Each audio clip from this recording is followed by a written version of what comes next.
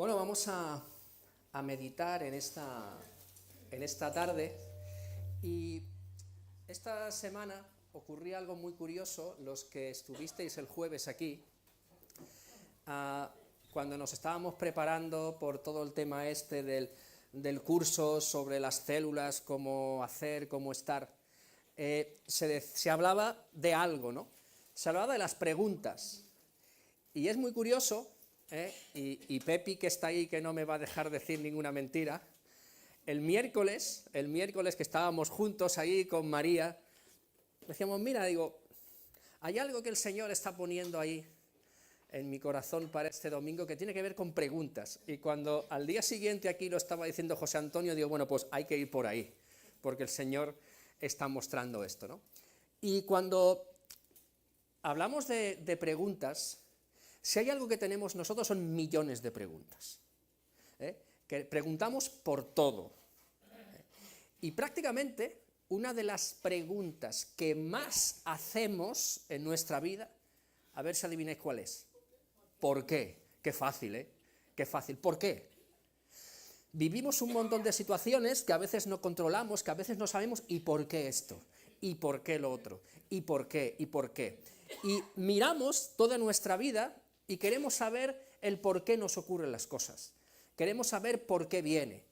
Y es verdad que a veces tendríamos que cambiar un poco la pregunta, ¿no? Decir, en vez de por qué, preguntar para qué me llega esto. Porque siempre en nuestra vida las cosas que vienen tienen un objetivo o alguna enseñanza en nuestra vida. Pero es cierto que preguntamos y preguntamos y preguntamos, y siempre las preguntas, el 90% surgen de nuestras necesidades. De qué me pasa, de qué necesito, de cómo me encuentro, de lo que pienso que me hace falta, y preguntar y preguntar y preguntar. Y cuando algo Dios incluso está haciendo en nuestra vida, que es bueno, y a veces no lo entendemos, preguntamos esto por qué, y esto por qué, y esto por qué, y esto por qué. Y creo que nos mostramos mucho como niños, porque los que hemos tenido niños o nietos, pues llegan a una edad y a una época en el que ya es todo por qué. ¿Por qué? Y a veces le cuentas el por qué y ya no se te ocurre ya más que decirle de por qué. Y siempre por qué, y por qué, y por qué, y por qué. Pero delante del Señor vivimos de esta manera. Incluso es muy curioso que hasta todos aquellos que no conocen al Señor también le preguntan muchas cosas a Dios. Es muy curioso que alguien que dice que Dios no existe cuestione y pregunte cosas a Dios. ¿Y dónde está Dios cuando ocurre esto?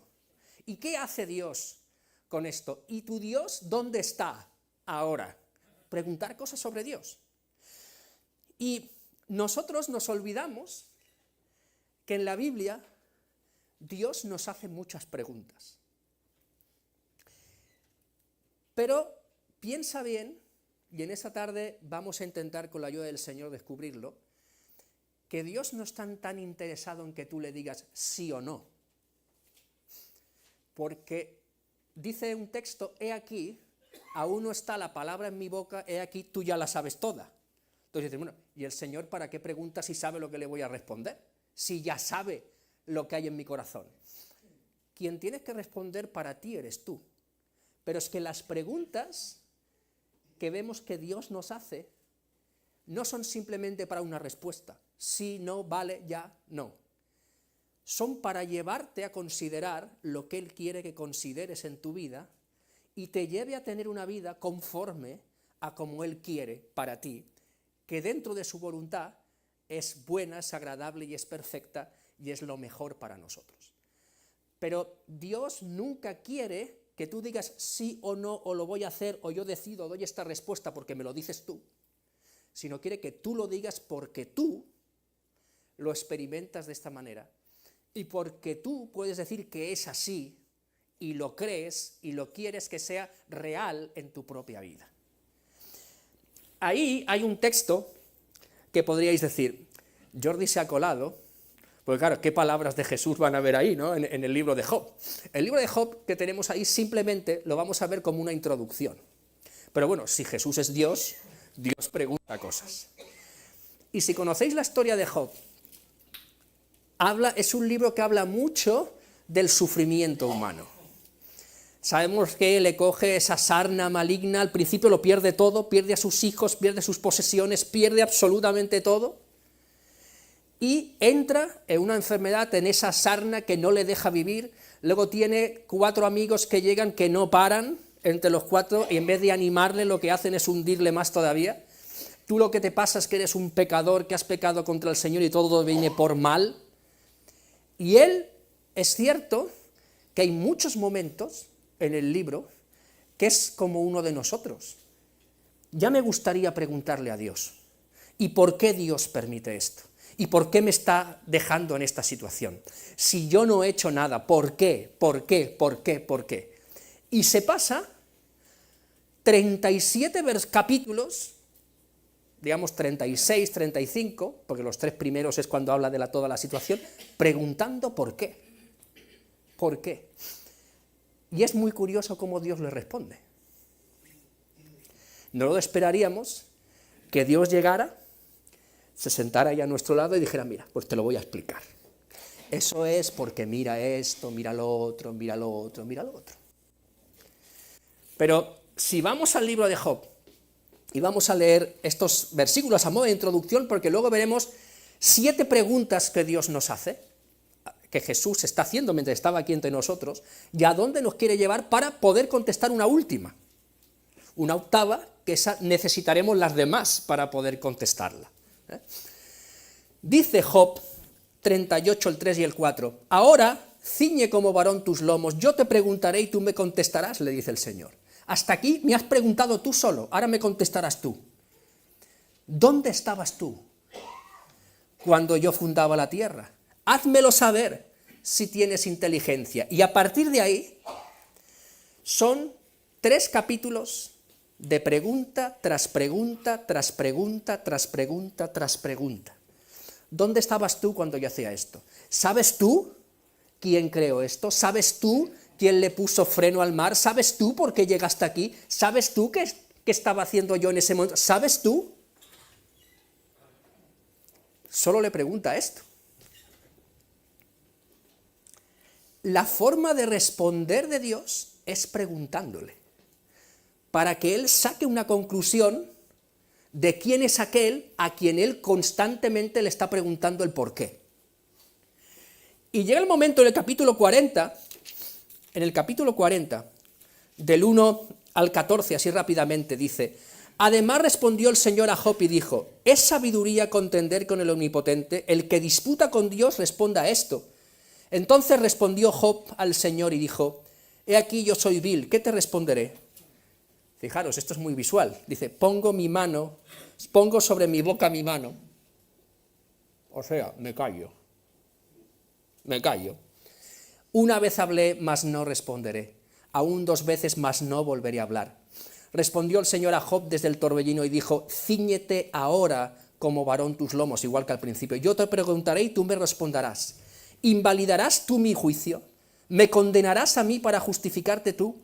¿Tienes tú un brazo como el de Dios y truenas con voz como la suya? Gracias. Adórnate ahora de majestad y de alteza y vístete de honra y hermosura. Derrama el ardor de tu ira. Mira a todo altivo y abátelo. Mira a todo soberbio y humíllalo. Quebranta a los impíos en su sitio. Encúbrelos a todos en el polvo. Encierra sus rostros en la oscuridad. Y fijaros qué dice ahora. Y yo también te confesaré que podrá salvarte tu diestra. ¿Qué está diciendo aquí? Contéstame a todo esto, y si tú sabes todo eso, te voy a decir que tú te puedes salvar.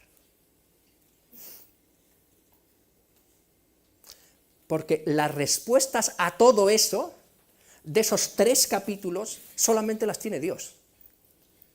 Solamente las tiene Dios. Y Dios llevó a Job por un montón de preguntas que, aunque Job era un hombre temeroso de Dios, porque lo presenta de esta manera, pero Job llega un momento que no entiende nada, dice, ya me gustaría a mí contender contigo, hablar contigo, discutir contigo, pedirte explicaciones, y al final Dios le quiere llevar a decir, yo estoy contigo, no te hace falta saber mucho más, porque mi gloria y mi majestad y mi persona es tan grande que tú no la puedes ni imaginar ni comprender. Tienes que saber que yo estoy contigo. Y el resultado de eso, versículos muy conocidos, el 42, del 1 al 6, dice, respondió Job al Señor y dijo, fijaros, antes decía, Señor, ¿por qué? ¿Por qué, Señor? ¿Por qué permites esto? ¿No ves, Señor, que yo no he hecho nada? ¿No te das cuenta? Y ahora dice, Señor, yo conozco que todo lo puedes y que no hay pensamiento que se esconda de ti. ¿Quién es el que oscurece el consejo sin entendimiento? Fijaros, las preguntas de Dios le llevaron al arrepentimiento y a colocarse delante de Dios en la posición en la que tenía que estar.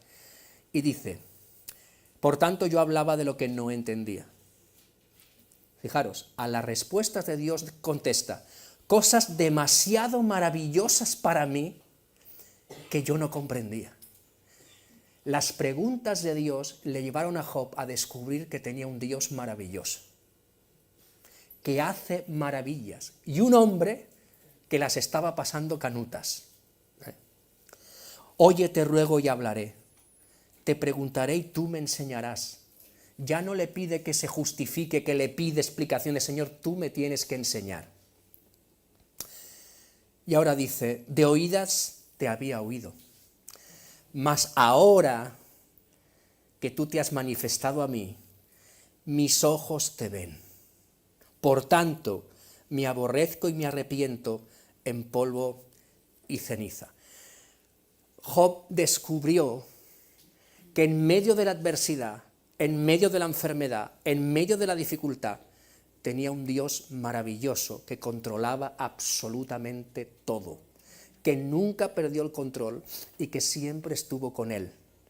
Y que fuera de conocer ese Dios que por qué permite todas estas cosas, Dios le mostró un poquito solo de su majestad y él dijo, he visto cosas demasiado maravillosas. Y no vio tanto. Dice, y yo decía lo que no entendía. Al final sabemos que el Señor le dio mucho más de lo que tenía antes. Incluso le pidió que orara por aquellos que le estaban haciendo daño. Y le colocó con muchas más cosas que las que tenía al principio. Pero es muy interesante, capítulo 38, 39, 40 y hasta el 41, ver que Dios le contesta y se le presenta solamente preguntándole. Solamente preguntándole.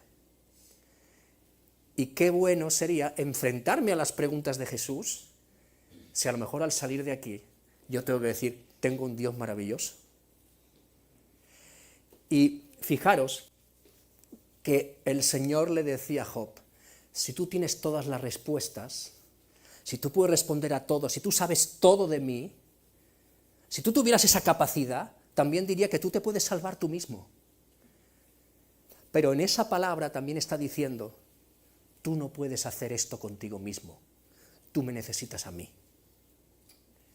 Y por muchas respuestas que pensamos que podemos tener en nuestra vida, no las tenemos todas. Y todavía hay alguien, que es el Señor, que no se ha cortado su mano para salvar todavía, que sigue estando ahí, que es a quien nosotros necesitamos.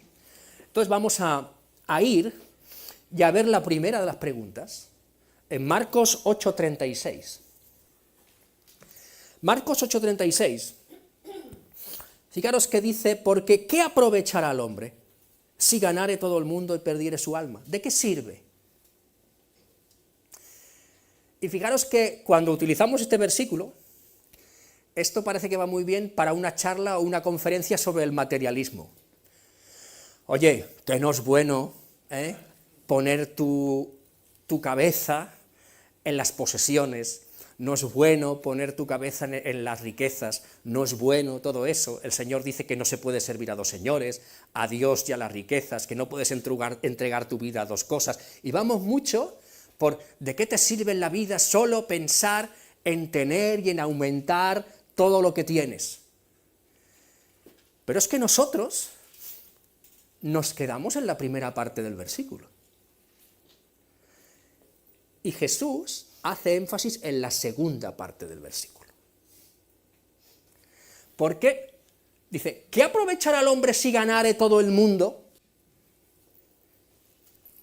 Pero Jesús se va a decir, ¿de qué sirve ganarlo todo si pierde su alma? ¿De qué te sirve? ¿De qué te sirve si pasamos de este lado de la eternidad, vamos a poner un espacio así chiquitito, un espacio así muy chiquitito de nuestra vida, que son 60, 70, 80, 90, los que algunos tienen 100 años, pero ¿qué son 100 años con toda la eternidad? No es nada. Estamos aquí por un suspiro y queremos marcar toda la eternidad por lo que hacemos en un momento así de nuestro tiempo. Y el Señor, lo que estaba buscando detrás de esto no es decir que pienses en que tienes que ganar todas las cosas, que tus objetivos sean en aumentar y en aumentar y en aumentar. ¿Sabéis cuando habla de ese necio que le dice, necio, todo esto que has recogido, ¿de quién va a ser? Si esta noche vienen a pedir tu alma y todo eso que has recogido, ¿de quién va a ser? Pero Jesús quería quedarse en la parte, ¿y qué pasa si tienes todo en este mundo, si luchas por tenerlo todo, pero al final te pierdes? ¿De qué te sirve? ¿De qué te sirve? ¿Qué habrá servido toda tu vida si al final de todo este tiempo aquí no sirve para nada? ¿De qué te sirve? Y la idea de Jesús con esta pregunta no era centrar en las posesiones y en incluso decir que son vanas, sino que esa misma pregunta Jesús quería llevar a las personas que estaban escuchando a que consideraran aquel que podía salvar su alma. Esa es la cuestión. Si no, Jesús hubiera dicho, bueno, no sirve para nada hacer tantas cosas si te vas a morir. No. Es que ¿de qué sirve todo si al final te pierdes? No habrá tenido sentido nuestro tiempo aquí en la tierra. Porque nacemos como criaturas de Dios, no como hijos de Dios, como criaturas de Dios, pero Él quiere que todos le conozcan y que todos vengan al conocimiento de la verdad y que toda persona crea y confiese que Jesús es el Señor, que murió por cada uno de nosotros, que se entregó por nosotros, que le entreguemos nuestra vida. Él dice que al que cree en mí, ese va a ser salvo. Ese es el que es hijo suyo, no cualquier otro. Pero en la vida queremos asegurarlo todo. Yo no me creo que aquí, no va a hacer que levante nadie la mano, pero todos como mínimo 1 o 2 seguros tenemos. Como mínimo. Pero qué curioso que lo único que es seguro, valga la redundancia, no lo queremos asegurar. Coges un seguro del coche y tú no sabes si vas a tener un accidente nunca. Mejor no utilizarlo. Te haces un seguro del hogar por si se te rompe cualquier cosa, pero si no lo utilizas, mejor, para asegurar. Te haces un seguro de los difuntos para que te entierren, para asegurar. Pero es curioso que lo único que es seguro es que si el Señor no viene antes, nadie va a salir de aquí vivo. Eso no se lo asegura a la gente. ¿Qué va a pasar después? ¿Qué va a pasar después? Y Jesús enfocaba, el objetivo no es ganar todo el mundo, el objetivo es no perder tu alma. Y Jesús estaba allí, y Él era el único que podía cambiar esa parte en la vida de estas personas. Pero es que eso es la primera cosa que tú y yo hemos tenido que saber en nuestra vida. Alguien nos dijo una vez cómo estaba nuestra vida delante de Él y que le necesitábamos a Él. Y el verdadero gozo o la satisfacción aquí en este mundo no está en tener mucho, está en cumplir la voluntad de Dios, que es cuando entiendes que tu vida tiene un propósito. Y en el momento que Dios salva tu vida y tu alma, el propósito para tu vida es ser una herramienta para que otros le conozcan. Esa es la labor. Y hay veces que tú ves entrevistas que hacen a gente que han estado en grandes catástrofes Y yo veo a veces en esos terremotos, cuando ya llevan 5, 6, 7 días, que todos son ruinas, y sacan a alguien de dentro, que lo encuentran vivo, y la fiesta y la alegría que sale en todos los sitios, en todos los telediarios, porque han salvado a alguien. Pero es que tú y yo estamos puestos en el pueblo de Dios para que seamos una herramienta para salvar a alguien. ¿Alguien de qué? De que pierda su alma por toda la eternidad. Y el Señor no dice que pierdan el alma y que van a dejar de existir y ya está. Dice que igual hay una salvación eterna, hay una condenación eterna. Y van a estar en algún lado. Pero el Señor nos hacía ir y enfocar en aquel que podía cambiar su vida. Ahora nos va a hacer dos preguntas muy prácticas. Mateo 6:38. Fijaros que dice, y les dijo, está la alimentación de los 5.000. Piensa bien porque va a tratar cosas muy prácticas. Marcos 6:38. Marcos 6:38. Menos mal que tengo aquí Sí, porque eso es el sermón del monte y no liga. Pero no tiene 38. Pues menos mal. Así seguro que no era otro. Marcos 6:38. Gracias. Y les dijo, ¿cuántos panes tenéis? Primero el Señor, en esa primera pregunta, quería llevarte a un punto en el que tú reconocieras que tú le necesitas. Él es el que puede salvar tu alma. Pero también cuando nosotros le conocemos, empezamos a tener una vida a su lado, que si decimos que Él es el Señor de nuestra vida, es el que debe controlar todo. Y el Señor es el que dice el qué, el cómo, el cuándo, de qué manera, pero también alguien que tiene un Señor sabe que el Señor es el que guía, protege y provee para su vida. Y llega un momento en el que les dice aquí, oye, ¿qué es lo que tienes? Y mira, casi siempre cuando miramos nuestra vida y miramos lo que tenemos, nunca nos parece suficiente. Pero es que no te tiene que parecer suficiente a ti. Y algo que a veces cantamos en alguna canción de alabanza, es que Dios es suficiente. No importa lo que tengas, importa dónde esté. Todos nos maravillamos de cómo Dios utilizó a Moisés. Llevar a un pueblo de varios millones de personas, 40 años por el desierto, guiarlos, ahí con una vara que se abrió el mar, dándole a una roca y salió agua, cómo les alimentó. ¿Qué le preguntó Dios a Moisés? ¿Qué es lo que tienes? Un palo, una vara, no tengo más. Pues con eso vas a hacer mis milagros. Y llega un momento que aquí ellos le decían, tenemos 5 panes y 2 peces, pero al final el Señor quiere que no miremos a lo que tenemos solamente, y que dejemos de preocuparnos siempre. Voy a volverlo a decir porque lo he dicho mal. Que nos fijemos en lo que tenemos y dejemos de preocuparnos por lo que nos falta. ¿Vale? Siempre estamos preocupados por lo que nos falta. Y a lo mejor no es necesario, pero lo que nos falta siempre. Es como el libro de Eclesiastés, ¿no? Nunca se cansa el ojo de ver, el oído de oír, siempre queremos más. Y Jesús dice, no te pares, ni te fijes solo en lo que te falta, mira lo que tienes.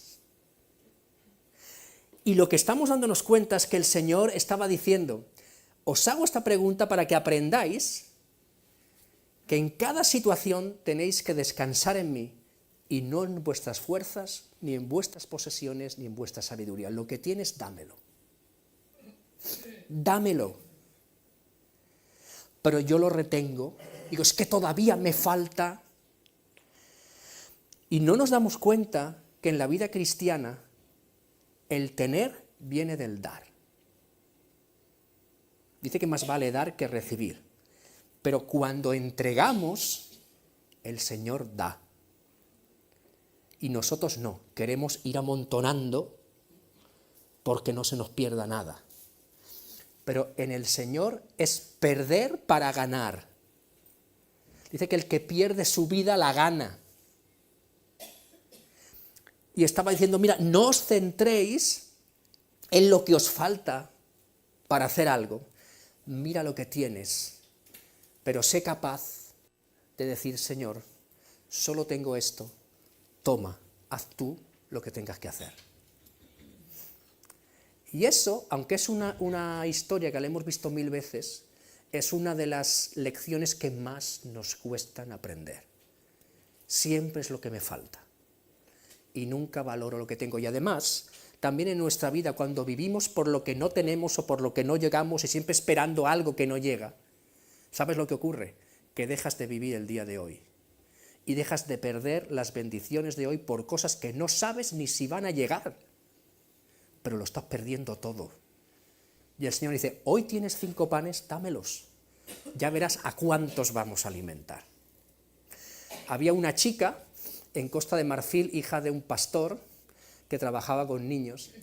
Este pastor, recuerdo que le pudimos comprar por donaciones de mucha gente una moto, porque él se iba por la selva en bicicleta para hablar del Señor a los niños.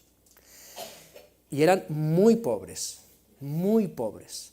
Y en el tiempo de la guerra le dejaron una casa para que pudiera vivir allí sin pagar, ahí en medio de los tiros, de todo. Y estuvimos hablando con una de sus hijas, ellos tenían 3 o 4 hijos y 2 adoptados, y el último día nos hicieron un cordero para comer allí, y cuando terminamos de comer, él estaba en la cocina con su mujer pidiendo a las personas de la cocina si le podían dar los huesos para el día siguiente desayunar, para comer un poquito de carne que hubiera quedado. Y la niña, yo le pregunté, era muy inteligente, era una adolescente, le dije, ¿tú qué quieres hacer? Dice, yo quiero ser como mi padre. Y yo le dije, ostras, pues si estás teniendo como muchas dificultades para aprender, dice, no. Dice, porque mi padre me dijo una vez, puede ser que no tengamos nada, pero si damos lo poco que tenemos a los demás, Dios nos va a utilizar para dar de comer a muchos. Eso me lo dijo una chica de 14 o 15 años, con una mentalidad de que sus padres entregaban todo al Señor y que todo se lo daba al Señor. Y en vez de poder decir, yo quiero vivir una vida mejor, él dijo, esta es la vida mejor que yo tengo para vivir. Entregando todo, todo. ¿Qué es lo que tienes? No te fijes en lo que te falta, mira qué es lo que tienes y ponlo en tus manos. La siguiente, en Juan 6:5, viene de la misma historia, pero es que Juan les hace otra pregunta. Antes le decía, ¿cuántos tenéis? ¿Cuántos panes tenéis? ¿Qué es lo que tienes material aquí? Pero ahora le pregunta, cuando alzó los ojos Jesús, vio que había venido a él gran multitud y dijo a Felipe, ¿de dónde compraremos pan para que coman estos?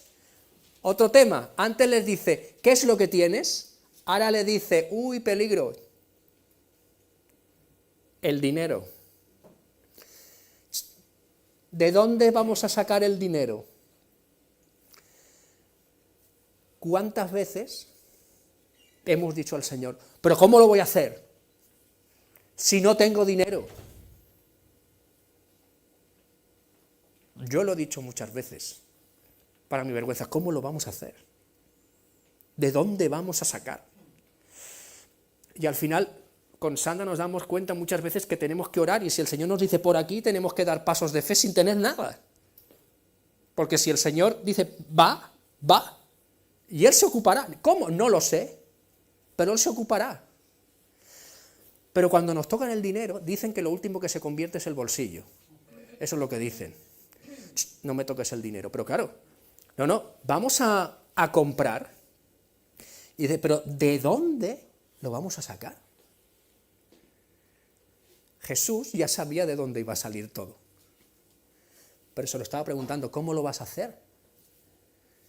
¿Cómo lo vas a hacer? Y es muy curioso que después, hablando de lo mismo en Marcos 6, del 17 al 21, después de esto, fijaros, ellos habían visto cómo Jesús daba de comer a 5.000, cómo Jesús daba de comer a 4.000. ¿Alguien de aquí no ha visto milagros de parte del Señor en su vida o en la vida de otros? ¿Cómo ha sanado, cómo ha provisto, cómo ha hecho algo milagroso? Entonces, ¿por qué no piensas que no te lo puedo hacer contigo? ¿Por qué pensamos que Dios es bueno en la vida de los demás, pero que conmigo no? Conmigo las cosas no pasan. ¿Te lo crees en la vida de otros, pero no te lo crees en la tuya? ¿Por qué? Pero es que los discípulos decían, y entendiéndolo Jesús les dijo, ¿qué discutís? ¿Porque no tenéis pan? O sea, le acaban de dar de comer a 5.000 y se van andando y discuten que no tienen pan. A ver, ¿aún tenéis endurecido vuestro corazón? Teniendo ojos no veis y teniendo oído no oís, ¿y no recordáis? Cuando partí los 5 panes entre 5.000, ¿cuántas cestas llenas de pedazos recogisteis? Y ellos dijeron, 12. Y cuando los 7 panes entre 4.000, ¿cuántas canastas llenas de pedazos recogisteis? Y ellos dijeron, 7. Y les dijo, ¿aún no entendéis nada? ¿Aún no lo entiendes? A ver, si estoy yo contigo, tú discutes que qué vas a hacer porque no tienes pan, porque no había dinero para comprar pan. Y estás preocupado de dónde va a salir, cuando contigo va el que ha multiplicado 5 y el que ha multiplicado 7.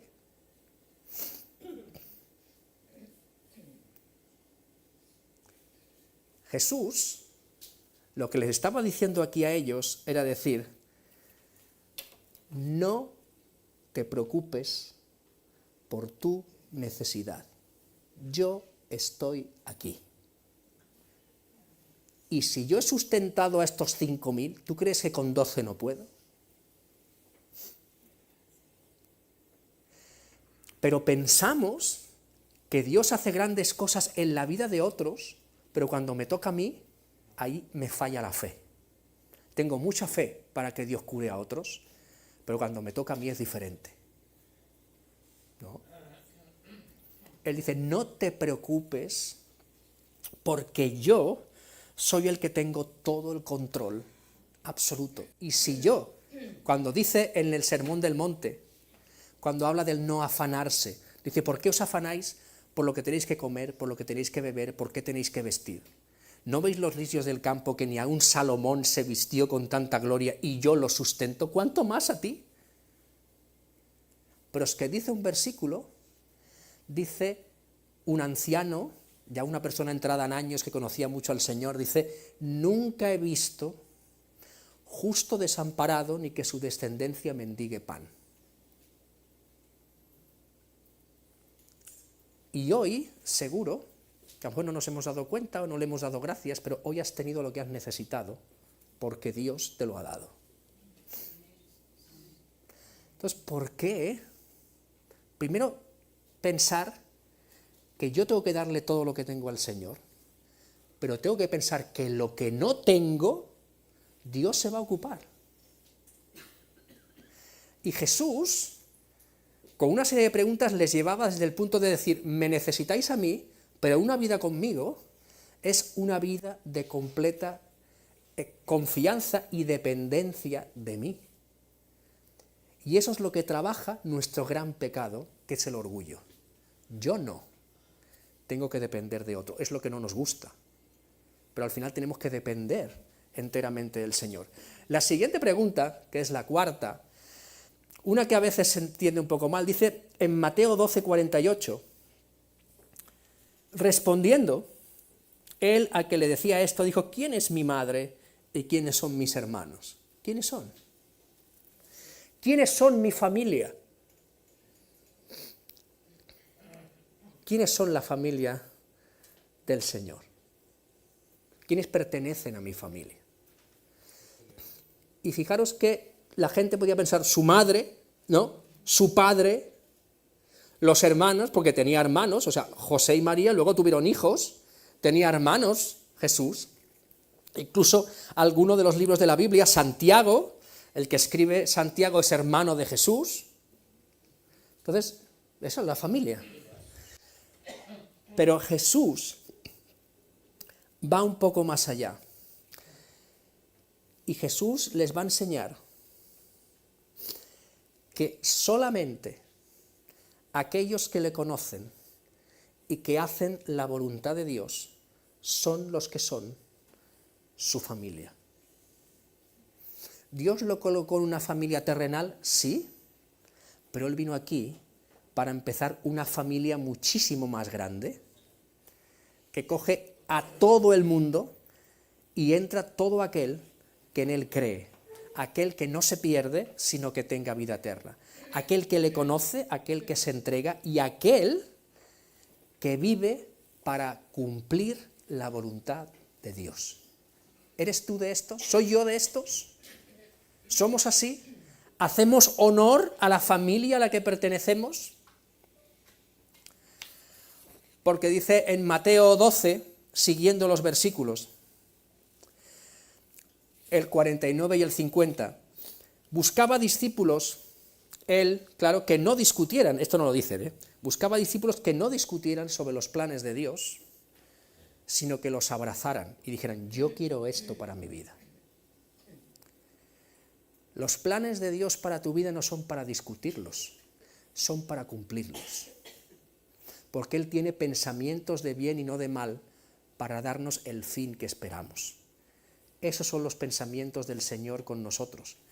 Y dice en Mateo 49 y 50, y extendiendo su mano hacia sus discípulos dijo, he aquí, mi madre y mis hermanos. Y el 50, porque todo aquel que hace la voluntad de mi Padre que está en los cielos, ese es mi hermano, hermana y madre. Pero fíjate, no está diciendo así, he aquí, a los creyentes. Se lo está diciendo ¿a quién? A los discípulos. El discípulo es el que sigue al maestro, el que obedece al maestro. Y aquí hemos sabido últimamente, con todo lo que estamos estudiando, que es un discípulo. Uno que ama a Dios, que ama al prójimo y que hace discípulos. Ese es un discípulo, el que obedece al Señor.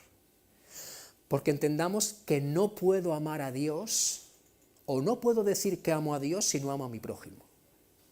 Es imposible. Es imposible. El apóstol Juan, en primera de Juan, decía que aquel que dice que ama a Dios y no ama a su hermano es un mentiroso.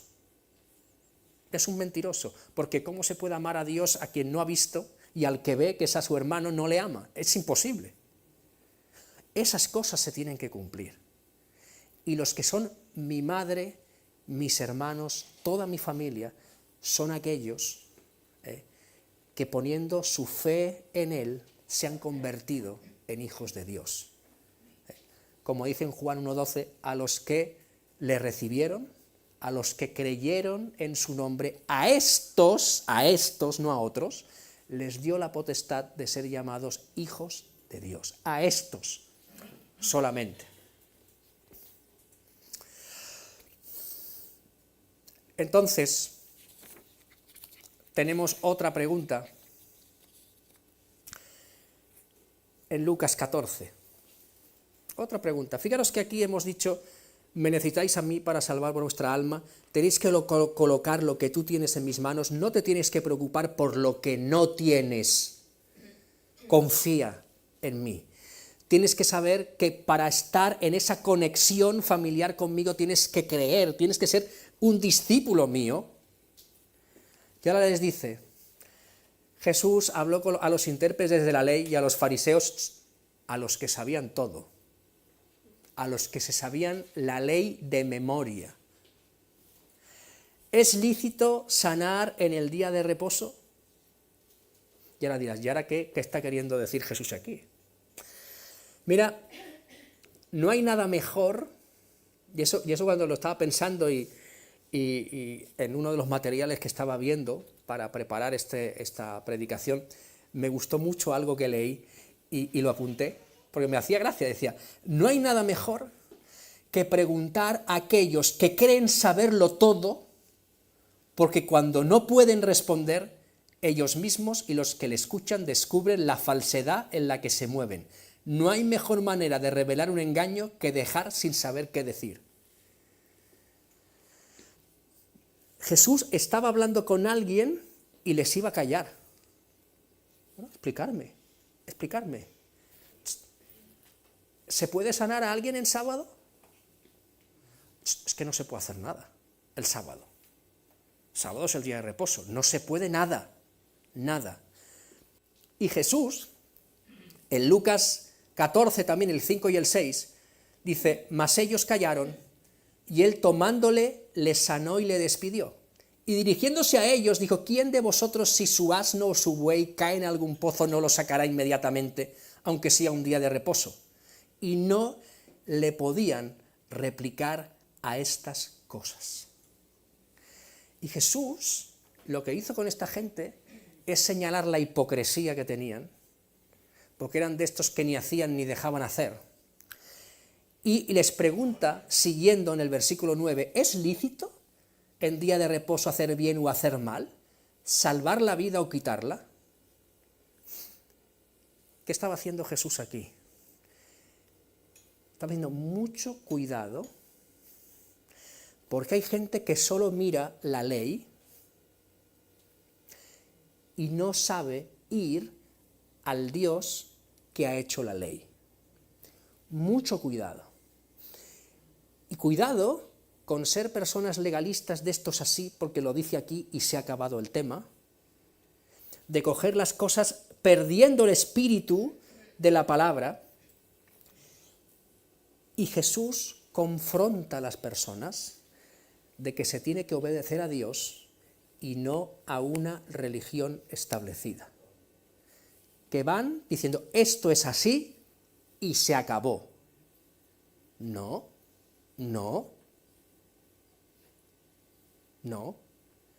El mismo Jesús confrontó aquello que otros estaban interpretando mal. Pero Jesús no quiere que ni tú ni yo vivamos una vida religiosa, cumpliendo lo que hay que hacer, pero sin ninguna vida dentro de nosotros. Y si conocemos al Señor de verdad, el bien se hace siempre, no importa cuándo sea, ni la hora que sea, ni en el momento que sea, siempre. Además, tenían que entender que el motivo del mandamiento del día de reposo era otro completamente diferente al dejar de hacer nada, al no hacer nada, al no moverse, no. Tenían que tener un día para estar sin ningún trabajo de los que tenían cada día y centrarse en buscar al Señor. Pero la religión no permitía hacer el bien. Y esto no solamente algo ahí, sino que el mismo apóstol Pablo, cuando escribe a los Gálatas, le dice, mucho cuidado, que os estáis volviendo a esclavizar a todas esas cosas de las que Dios os ha liberado. Porque el hombre no sabe vivir libre. El hombre necesita sentirse cogido por muchos límites, y si no encuentra límites se los pone. Pero Dios ha puesto límites también en la libertad que nosotros tenemos. Porque la palabra de Dios nos da libertad, pero también hay unos límites para vivir. No podemos salirnos de los límites de lo que Dios da. Pero Dios nos da libertad. Y no podemos vivir, y por supuesto los suyos no pueden vivir esclavizados. Dios no quiere verte esclavizado, y entonces tenemos que ver si nuestro amor a Dios es lo más importante y si nuestra lealtad a Él es mayor que nuestra fidelidad a la religión. Hay algo que cuando alguien me pregunta muchas veces, bueno, tú tal, a veces no entienden eso de que somos cristianos o que tal, lo que sea. Dicen, entonces tú eres una persona muy religiosa. Yo siempre les digo que no. Nosotros tenemos que responder que somos cristianos, somos discípulos de Cristo, somos seguidores de Cristo, no de ninguna religión. Y mucho cuidado, que podemos cometer el error y caer en el peligro de caer en una religión evangélica, con mandamientos, con cosas cuadradas, y quitarnos la libertad que Dios nos da. en la que buscaremos solamente nuestro bien y no buscar lo que el Señor quiere.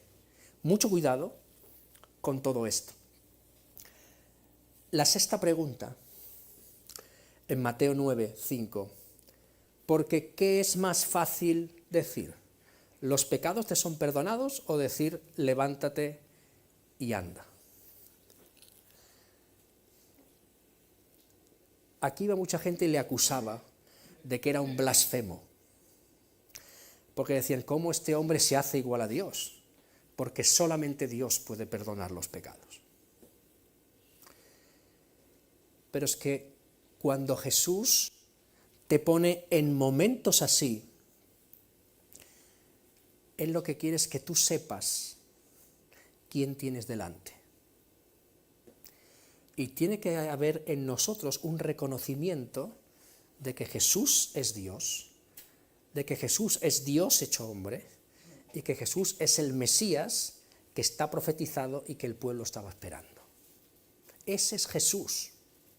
Y como ese es Jesús, es el único que puede perdonar los pecados.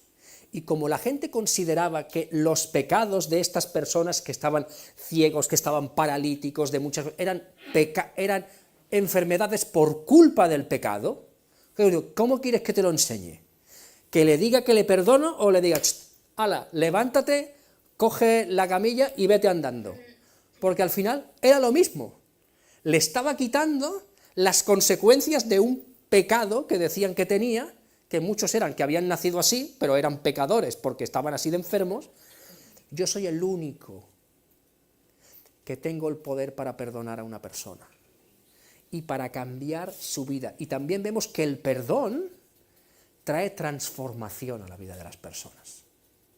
El único.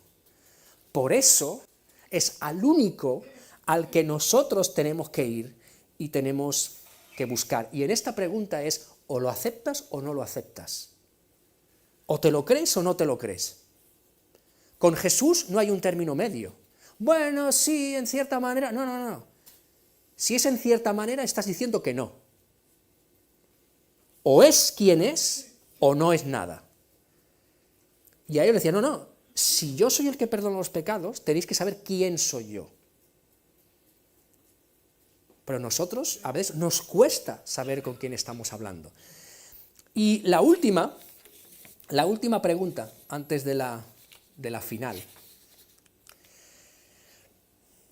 Hay un texto en Juan 6, del 60 al 69, pero antes de decirlos, yo os voy a decir la pregunta, ¿vale? Que se encuentra en el versículo 67. Delante de todo esto, yo soy el que puedo salvar tu alma.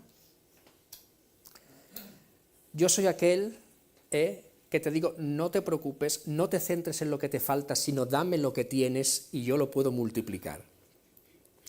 No te preocupes también por si te faltan recursos, ven y confía en mí, que yo puedo darte todo lo que tú necesitas. Aquel que dice, los únicos que pueden estar conmigo son aquellos que creen en mí. Yo soy el único que puedo perdonar los pecados en su vida, cambiar y transformar su vida. Y delante de todo esto, ¿qué quieres hacer? ¿Te quieres quedar conmigo? O, como dice aquí, ¿queréis acaso iros también vosotros? Porque Jesús no buscaba superhombres como discípulos. Además, siempre decimos una cosa y es verdad, o sea, si tú ves la lista de los 12 discípulos, dices, peor no lo podía haber hecho. Porque tú piensas que buscaría un Pablo, ¿no? Una persona formada, inteligente, capaz, que sabía idiomas, que encima se sabía mover. No. Coge a pescadores que no tenían formación ninguna. Coge a un recaudador de impuestos que los demás lo que querían era matarlo, porque engañaba y robaba a su propio pueblo. Cogen a un independentista, a Simón el Celote, que ese era que mataba a quien fuera para que Israel fuera libre. Esto es el panorama que Jesús cogió. pero es que dice el Señor que Él coge lo que no es para que sea, y Él transforma lo que coge, y las vidas de aquellos que le sirvieron son vidas transformadas.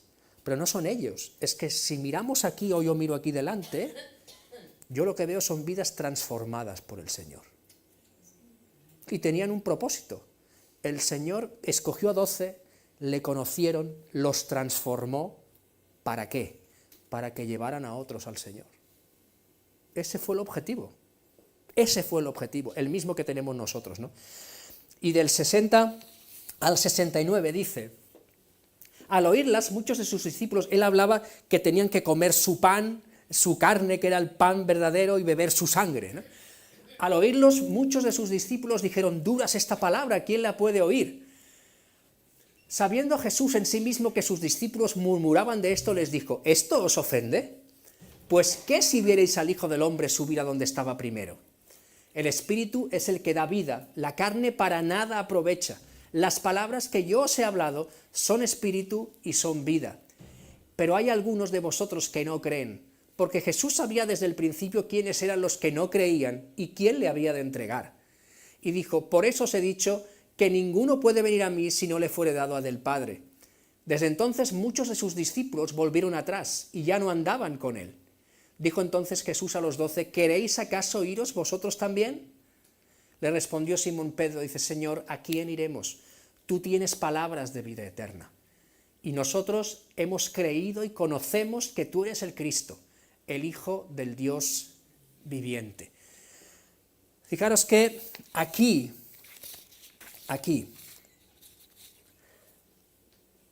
hay algo que es lo que el Señor busca.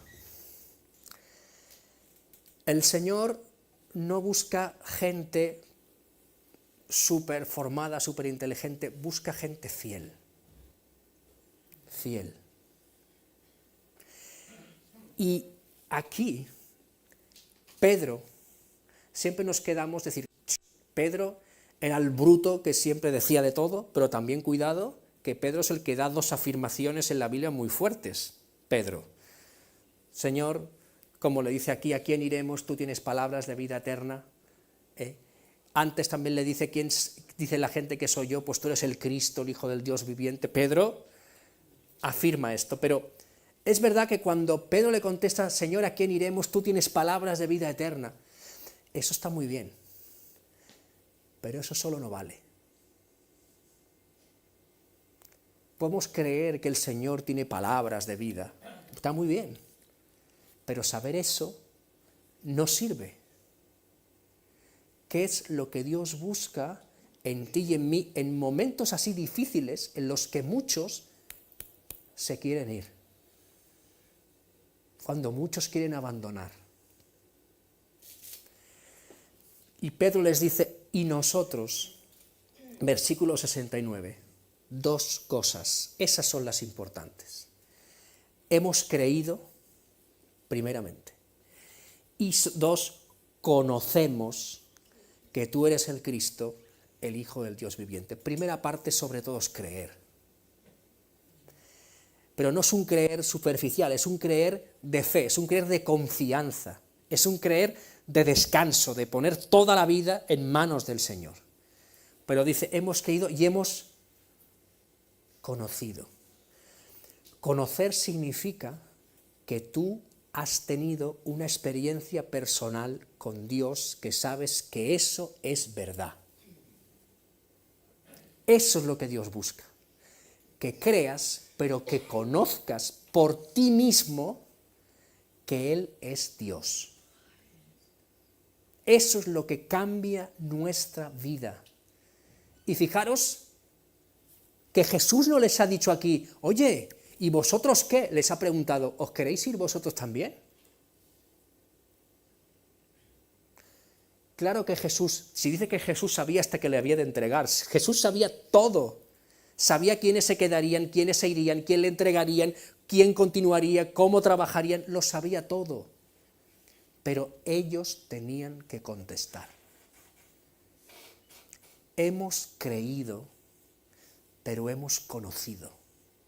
Lo que marca la diferencia en tu vida y en mi vida como discípulos del Señor es conocer realmente quién es Jesús. Conocerlo por experiencia propia. Eso es lo que cambia completamente todo. Ya no es algo que te cuenten, es algo que tú sabes. Esa es la parte más importante. Y Jesús les llevaba allí, preguntándole, ¿te quieres ir? Y con un ¿te quieres ir? Sacó de las confesiones más grandes que pueda haber. Pero Jesús buscaba eso, porque ¿sabes qué? Eso, tener esa respuesta te confirma a ti. Él ya lo sabe, te confirma a ti. Y nosotros constantemente tenemos que estar respondiendo a las preguntas que encontramos que Jesús nos dice. Hay muchas personas que dicen que aman al Señor. Y en nuestros días, en el tiempo del ya, de la prisa, y no pasan tiempo con Dios. ¿Cómo puede ser esto? ¿Cómo puedo decir que amo a alguien y no paso tiempo con él? ¿Cómo hay gente que no sabe disfrutar de la relación con Dios? Parece que todo está impuesto, que todo es así, porque son religiosos. No saben disfrutar de la misma relación con el Señor. Mirar, una cosa es ir los domingos aquí a la iglesia, participar en todas las actividades de la iglesia, está muy bien, ¿eh? Y la otra cosa es saber que Dios está conmigo todos los días, en todos los momentos, en todas las situaciones, y que Él cuida de mí. Es muy diferente. Y yo puedo creer que Jesús hace esas cosas, pero como cuando Pedro dice, y conocemos, es porque ellos lo habían experimentado. Y si tú y yo hemos experimentado esa relación especial con el Señor, tenemos que confiar y decir, en Dios estamos seguros y no queremos más. Esa es nuestra fuerza, ahí es donde nos tenemos que coger. Pero es nuestra decisión, porque aquí le estaba preguntando en un momento que se estaban quedando solos, que todo el mundo se iba. Y ellos afirmaron que se quedaban, porque ellos habían creído, pero habían conocido que Jesús es el Señor. Saber vivir una vida dependiendo del Señor, guiados por el Espíritu Santo, buscando al Señor en todo momento, en cada situación, en cada decisión, en todas las cosas que tengamos que hacer. Eso es lo que va a marcar la diferencia. Porque si no sabes lo que ocurre, que puede ser que en la misma iglesia ocurra una cosa, y es la siguiente, que empiece a haber una diferencia muy grande entre los que quieren buscar al Señor de verdad y los que no lo quieren hacer, los que viven de una forma religiosa. Y los que viven de una forma religiosa, llega un momento que ven a esta gente como, uy, es que se lo toman todo muy en serio, tampoco es para tanto, y eso crea un problema. Hace años, hace unos 13 o 14 años, yo estuve 11 años sirviendo al Señor en unos campamentos, y los padres del chico que dirigía campamentos conmigo, ellos eran los directores del centro donde estaba. Pero eran unos directores un poco distintos, ¿no? No eran directores de estos que sientan y mandan, sino que eran gente que se hinchaba a trabajar, ¿no? Y la madre, un día me dijo, estábamos en la cocina y me dice, ¿sabes qué? Dice, va a llegar un momento en que los que queramos servir al Señor de verdad, vamos a ser vistos como bichos raros. Y claro, yo dije, hombre, eso, claro, dice, no, pero dentro de la iglesia.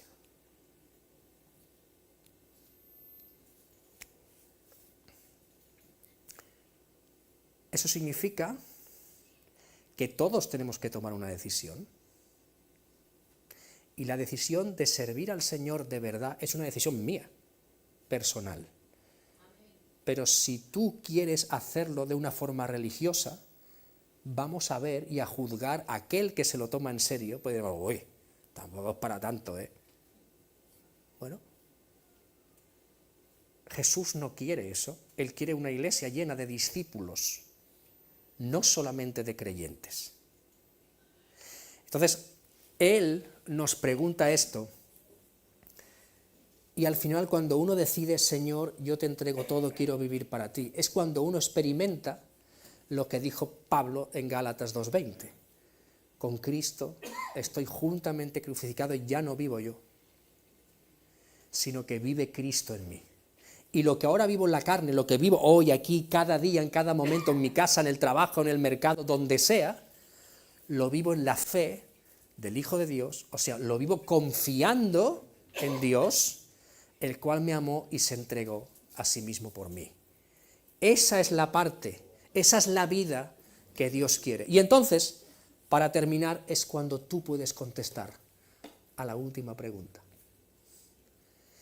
Y la última pregunta, que estaba fuera de estas 8, pero es general, en Mateo 16:15. Jesús se acerca a estos que querían quedarse, y les pregunta, ¿quién dice la gente que soy yo? Que dicen, bueno, uno Juan el Bautista que ha resucitado, otro Elías que ha vuelto, un profeta.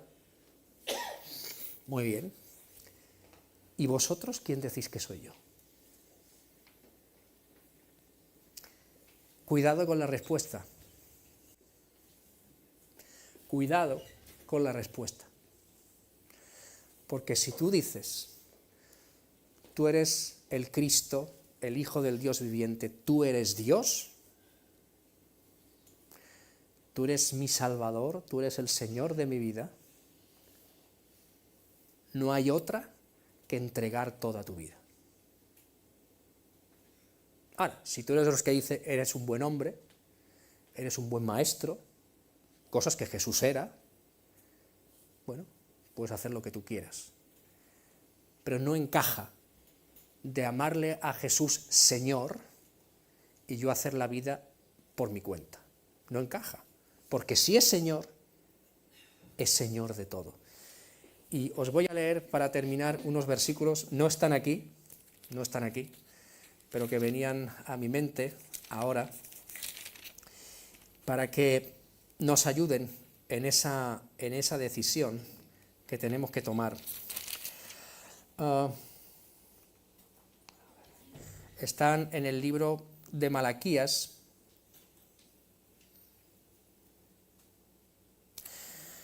Dice el versículo 6 del primer capítulo de Malaquías, dice, el hijo honra al padre y el siervo a su señor. Le honra. Si pues yo soy padre, Dios te dice, si yo soy tu padre, ¿dónde está mi honra? Y si yo soy Señor, ¿dónde está mi temor? Ese temor de Dios con el que tenemos que vivir, que no es un temor de miedo, sino un temor reverente.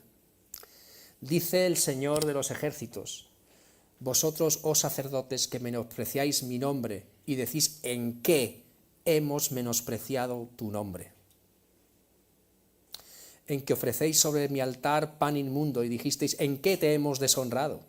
En que pensáis que la mesa del Señor es despreciable.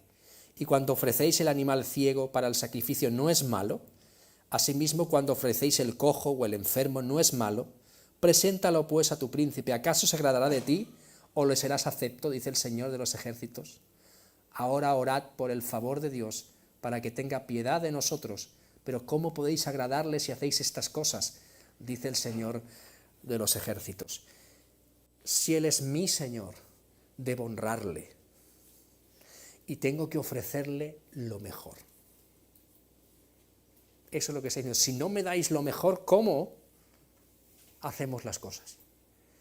Entonces, hay muchas más preguntas en la Biblia que Jesús hizo.